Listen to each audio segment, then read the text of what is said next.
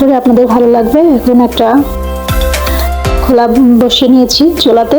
খোলাটা খুব আস্তে হিটে দিয়েছি আমি। বড় রুটি করেছি। রুটি করার সময় অবশ্যই আপনাদের খেয়াল রাখতে হবে যে রুটিটা যেন গোল হয়, সুন্দর হয়। হ্যাঁ, আমি আস্তে আস্তে করে নিজ হাতে রুটি করেছি।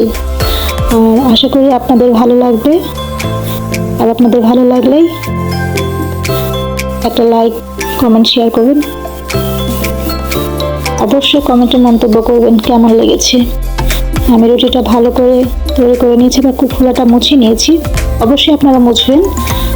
তারপরে কিছুক্ষণ সময় দিয়ে রুটিটাকে সুন্দর করে উল্টে নিতে হবে। আমি হাত দিয়ে উল্টিয়েছি, আপনারা যদি মনে করেন ছেঁচকি দিয়ে উল্টাতে পারেন।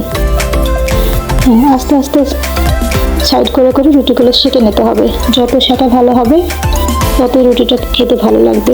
আপনারা যদি মনে করেন যে নরম খাবেন